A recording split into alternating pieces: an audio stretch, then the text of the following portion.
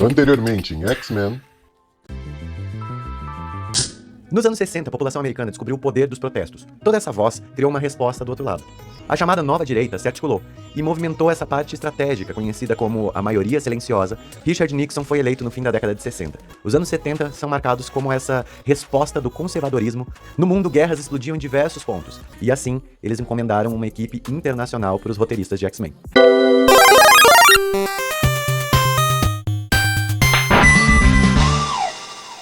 A Marvel entendeu que era importante ter diversidade nessa equipe que falava de preconceito. E assim nós temos uma negra de descendência africana, um japonês, um russo, um baixinho canadense, todas essas coisas que fazem essa equipe ser tão rica. E com isso a gente vai conhecer esses personagens que marcaram de vez os X-Men. Tempestade junto com o Wolverine são os dois personagens que mais marcaram essa segunda equipe. Aqui sim nós temos personagens icônicos, mas não tem como competir com a Tempestade e com o Wolverine, não adianta. Tem uma história muito interessante, porque ao contrário do que todo mundo acha, ela não é africana, e sim descendente de africanos. Na verdade, sua mãe era uma princesa de uma tribo onde todos tinham esses traços peculiares da Tempestade. Os cabelos brancos, os olhos claros, a pele negra. E essa mulher, a mãe da Tempestade, se casou com um fotojornalista americano. Eles se mudaram para Manhattan e lá, sim, nasceu a Tempestade. Quando ela tinha 6 meses de idade, eles se mudaram para o Cairo, no Egito. E eles foram alvo de um ataque aéreo. E é nesse momento que os seus pais morrem. A Tempestade fica órfã e ela fica soterrada junto com os corpos dos pais. Assim ela desenvolve uma coisa que é muito importante para ela nesse desenvolvimento da personagem, que é a sua claustrofobia. Ela tem medo de espaços fechados.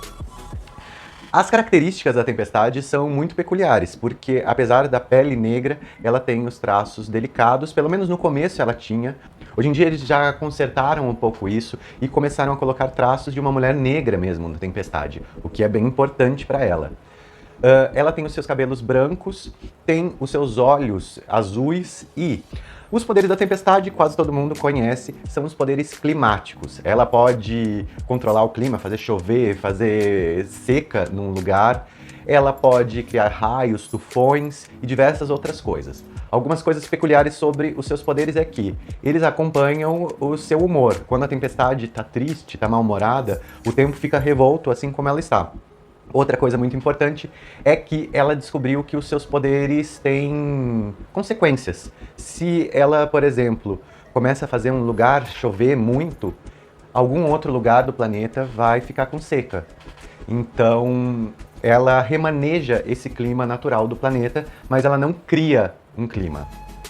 Logo depois dela ficar órfã, sozinha no Cairo, ela acaba conhecendo um ladrão que mais pra frente vai ser bem importante, esse mestre ladrão. Ela começa a roubar de turistas em feiras no Cairo. Só que um desses turistas que ela vai roubar é justamente o professor Charles Xavier.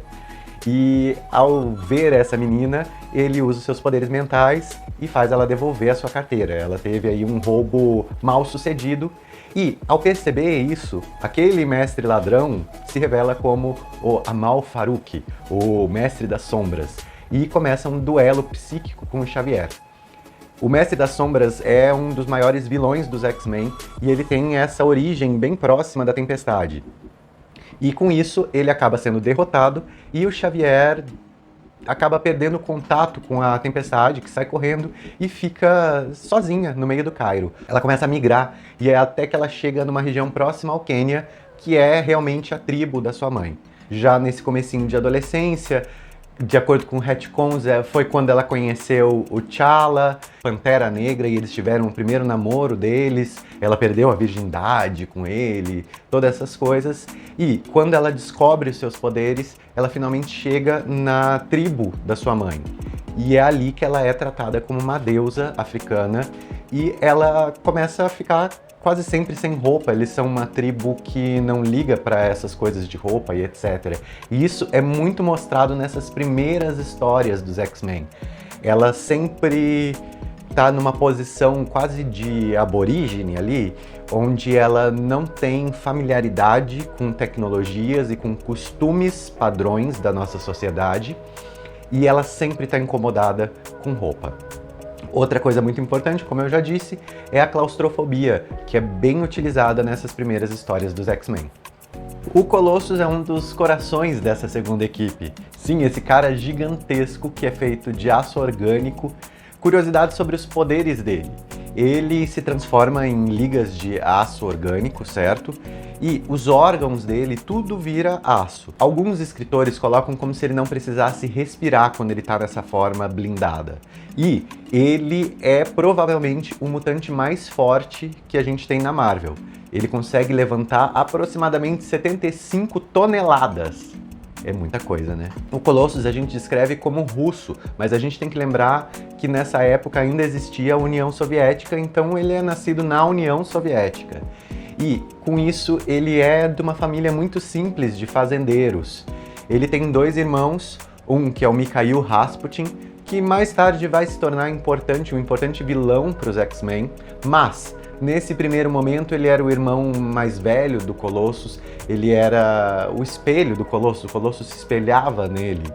E o Mikhail foi o único filho onde a família pôde investir nos estudos, ele se transformou num cosmonauta e aparentemente morreu numa missão espacial. Mais pra frente a gente vai descobrir que isso não é verdade, mas é spoiler. Outra pessoa que é muito importante pro Colossus e pra todos os X-Men é a irmã dele, que é a Illyana Rasputin, ou como ele chama carinhosamente, a Floquinho de Neve. Nessa época a Illyana ainda é uma criança, não se sabe que ela é mutante, então ela é só um vínculo afetivo para ele. O Colossus, apesar de ser esse cara gigantesco, ele tem um coração maior do que ele. Muita gente chama o Colossus de bucha, porque ele sempre estava lá como um cara muito grande que era o primeiro a apanhar da equipe. Um dos momentos muito importantes para ele nessa primeira fase da equipe é quando ele consegue sozinho derrotar o Proteus, que é um vilão que logo logo eu já falo dele. O Colossus também é muito artístico, ele adora desenhar, pintar, ele gosta de música e ele sempre está desenhando. Na fase australiana da equipe, por exemplo, era muito constante ele estar desenhando as suas colegas de equipe e ele desenha muito bem. Isso é uma coisa que foi esquecida um pouco recentemente nas histórias. A gente nunca mais viu esse lado pessoal do Colossus, que eu pessoalmente sinto muita falta. Um belo dia teve um acidente na fazenda onde um trator se desgovernou e assim ele descobre os seus poderes mutantes. Ele se transforma automaticamente e salva as pessoas, impede que aconteça um acidente maior. Assim, o professor Xavier vai e convida o Colossus a participar da equipe quando os X-Men originais ficam presos e ele fica um pouco relutante por toda a sua natureza pacifista, mas acaba aceitando e é uma grande adição para a equipe. Muito importante é falar também o seu nome real, que é quase impronunciável pra gente aqui do Brasil, mas eu vou tentar aqui. O nome dele é Piotr, ou Petr Nikolievich. Piotr Nikolievich. Eu vou ter que ler, gente, desculpa, não dá. O nome dele é Piotr Nikolievich Rasputin, ou Peter, como ele é chamado, Petr, que é como os X-Men acabam chamando para adaptar um pouco esse nome dele. Outra coisa muito legal é que tanto ele quanto o Noturno trazem diversas expressões das suas línguas mães. Então ele fala muita coisa em russo nesse começo da equipe e o Noturno também. Duas coisas que acabam sendo esquecidas diversas vezes nos X-Men. Shiro Yoshida, ou Solaris, é um dos nexos com a realidade, um dos links com a realidade que a gente tem nos X-Men, onde a história dele é bem próxima do que realmente aconteceu. A mãe dele sofreu com os ataques de uma bomba nuclear em Hiroshima e com isso ficou paralítica. Isso fez com que o Shiro tivesse ódio dos Estados Unidos e dos americanos, ele cresceu com esse ódio, ele foi descoberto por um tio. Esse tio, ele descobriu seus poderes e deu o nome que a gente conhece, que é Solaris. Um belo dia, muito influenciado por esse ódio que ele tinha dos Estados Unidos, ele decide atacar o Capitólio em Washington, que é onde tem a Casa Branca e todos os outros prédios históricos ali. E com isso é quando ele enfrenta os X-Men originais. Não sei se vocês lembram, mas no vídeo passado eu falo que um dos vilões a aparecer ali era o Shiro Yoshida, o Solaris. Ele se mostra muito mais poderoso do que os X-Men originais, acaba derrotando a eles, e quando ele finalmente ia destruir o Capitólio, o pai do Shiro acaba tentando impedir, e o tio, que era o mesmo que deu o nome a ele de Solaris e apoiava esse ódio aos Estados Unidos, ele acaba ferindo o pai do Shiro. O Shiro fica enlouquecido, mata o tio ali a sangue frio, e ele acaba perdendo seu pai nos seus braços. Ele morre nos braços do Shiro, e assim o Shiro é derrotado, é deportado para o Japão, e ele se torna desonrado pela família. Então ele começa a praticar pequenos delitos, tem histórias até dele ajudando a Sina e a Mística em assaltos e etc. Ele sempre fica ali naquela linha tênue do vilão, ele sempre é mostrado como um cara quase odioso, e ele é chamado pelo Xavier para ajudar na equipe. Ele acaba desistindo muito cedo, não quer fazer parte dos X-Men, uma equipe americana. E os poderes dos Solaris, como vocês podem imaginar, são fogos. Ele tem uma espécie de um fogo radioativo e ele é imune ao próprio poder, então ele não se queima com esse fogo. Ele produz também camadas muito quentes de ar, que é o que faz ele voar por aí. A gente tem que lembrar aquela coisinha do ar quente, sobe, balão e etc. O que não explica muito a velocidade que ele tem, mas a gente aceita. Sean Cassidy, ou Sean Cassidy, eu sempre falei Cassidy hoje para fazer esse vídeo que eu pensei, não, mas peraí, é Cassidy. Mas tudo bem. Ele é um mutante com poderes sonoros. Ele faz um grito supersônico que pode destruir tudo à sua volta, e esse grito também faz com que ele voe por aí. Além disso, ele pode emitir sonares, como um morcego, sabe? Ele pode reconhecer a volta dele através do som, o que é bem legal. O Sean, ele é irlandês e ele é bem baseado numa lenda que é da Banshee, só que é engraçado que ele é o Banshee. Ele é descendente de uma família poderosa e herdeiro de um castelo na Irlanda, que é bem legal. Eu queria ser herdeiro de um castelo, mas beleza. Ele, muito jovem, se alistou para Interpol, e numa dessas missões, a sua parceira acaba sendo assassinada por um vilão que se chama Arkady. Esse vilão, mais tarde, depois que foi derrotado, ele foi levado e transformado como uma arma russa e se transformou no Ômega Red, ou Ômega Vermelho, que é um grande vilão dos X-Men. Mais tarde ele se casa e é chamado para uma missão da Interpol. A Interpol é uma polícia internacional.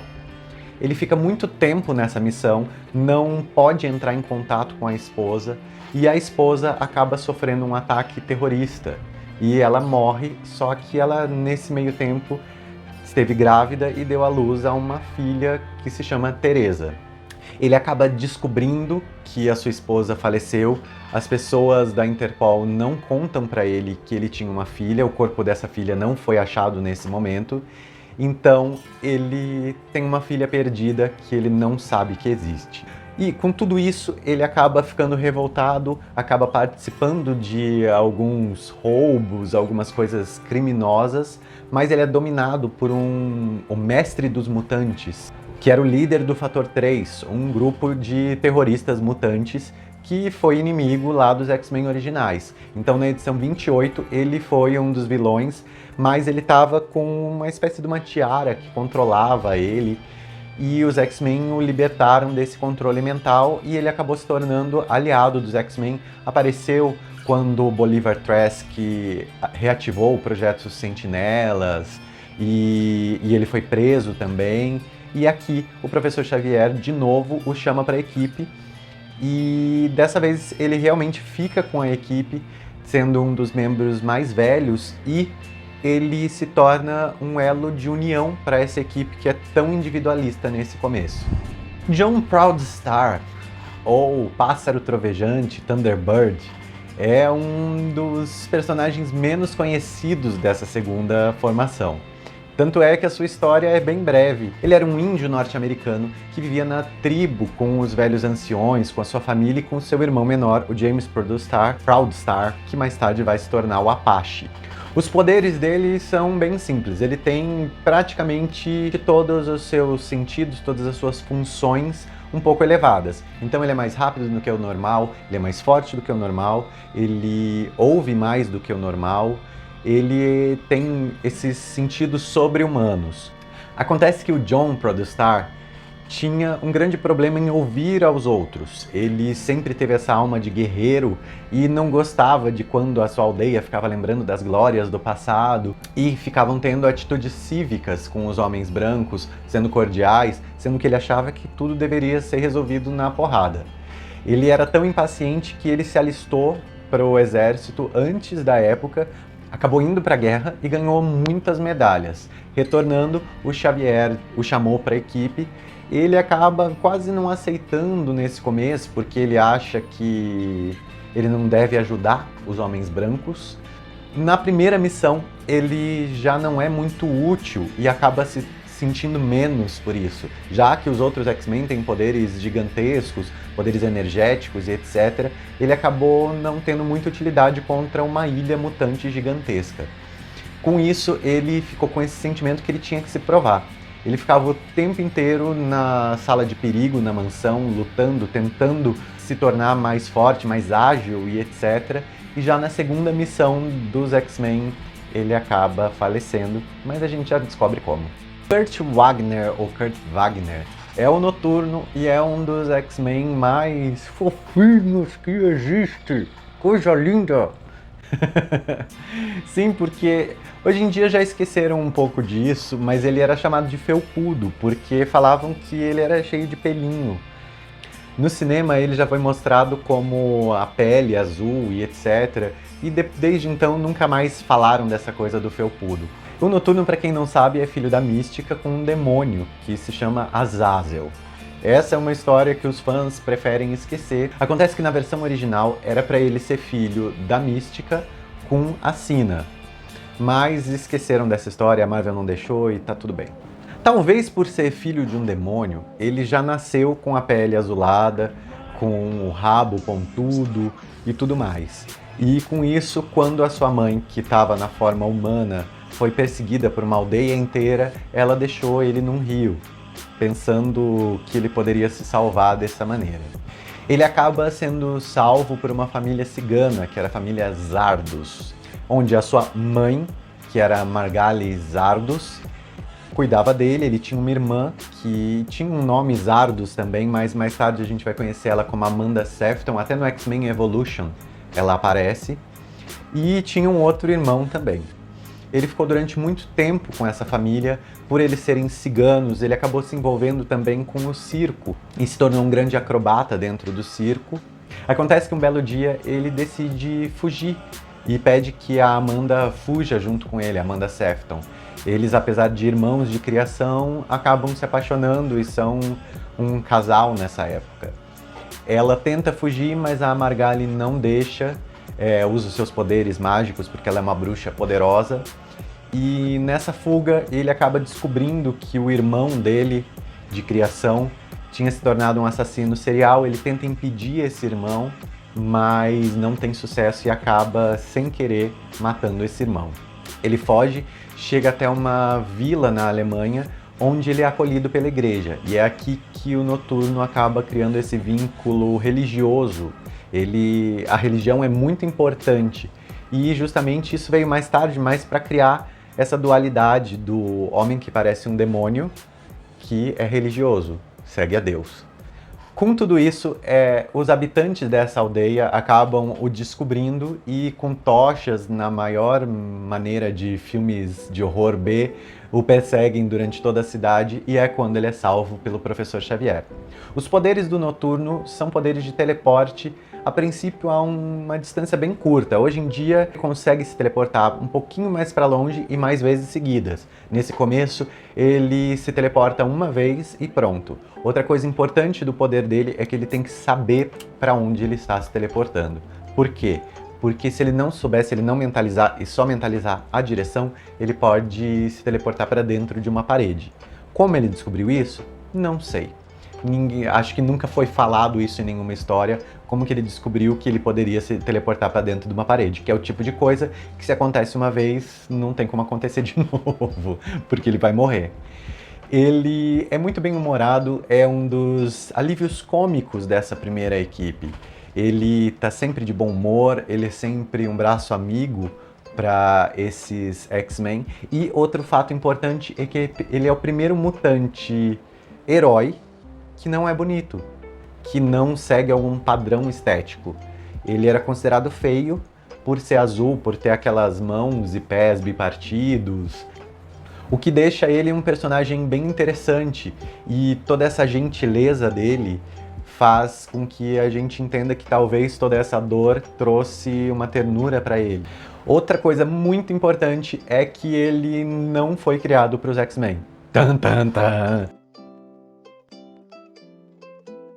Sim, ele não foi criado para os X-Men, porque ele foi criado para a Legião dos Super-Heróis. O Dave Cockrum, que é o autor dessa segunda equipe, ele tinha desenhado ele para a Legião dos Super-Heróis, ele estava trabalhando para a DC, e esses desenhos nunca foram para frente, tanto ele quanto a Tempestade, mas a Tempestade ainda teve várias reformulações, tanto na aparência, com os seus cabelos e etc., quanto nos seus poderes. Já ele veio praticamente como foi concebido lá para a Legião dos Super-Heróis.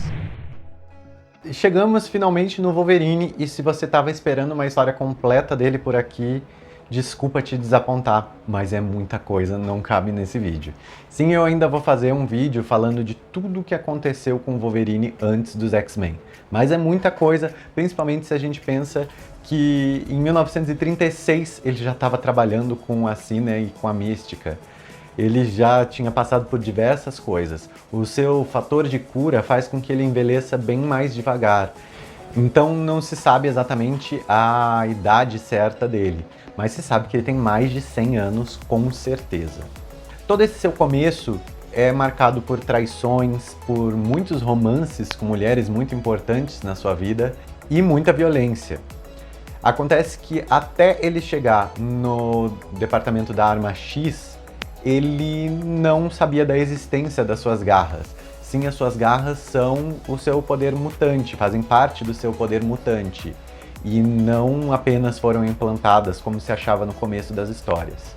Quando ele foi usado como cobaia pelo projeto Arma X, ele teve suas memórias apagadas e novas memórias implantadas, que é quando ele começa a achar que se chama Logan, mas na verdade o nome original dele é James Howlett. Com todos os traumas da Arma X, ele acaba fugindo e se escondendo no Canadá, onde ele acaba tendo um romance com uma índia chamada Raposa Prateada, que foi assassinada pelo Dente de Sabre.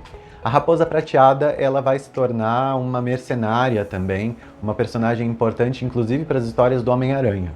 A Arma X acabou colocando adamantium nos seus ossos, um processo que foi extremamente doloroso e traumático para ele, e que ele só sobreviveu por causa dos seus poderes de fator de cura. E com isso, com todo esse trauma, foi quando ele colocou pela primeira vez para fora as suas garras. Mas elas já existiam antes como osso, elas fazem parte dos seus poderes mutantes. Depois de mais e mais desgraças na vida desse homem, ele acaba entrando no Departamento H, e se juntando a uma equipe muito importante para a Marvel, que é a Tropa Alpha. Ali ele acabou morando com dois integrantes muito importantes, que são o James e a Heather.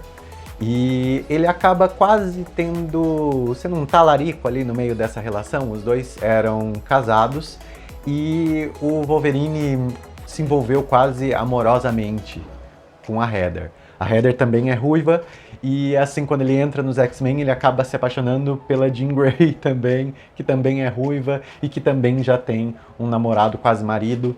Então isso é constante na história do Wolverine. Pelo Departamento H e a Tropa Alpha, ele é mandado para enfrentar o Hulk, porque o Hulk era uma ameaça em potencial Nessa época o Hulk não tinha controle algum. É onde ele aparece pela primeira vez nas histórias em quadrinhos. A primeira aparição do Wolverine não é numa revista dos X-Men, e sim como um vilão do Hulk.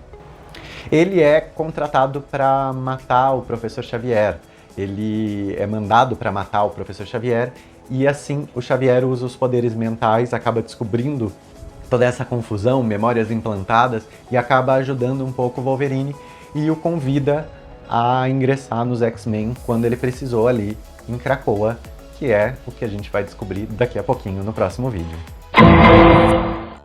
Então calma, porque no próximo Anteriormente em X-Men a gente fica sabendo tudo o que aconteceu ali em Krakoa, as primeiras missões dos novos X-Men, a primeira morte na equipe e até chegar na fatídica Saga da Fênix. Ah, e se você não deixou seu like e não se inscreveu no canal, agora é a hora, hein? Tô contando com você.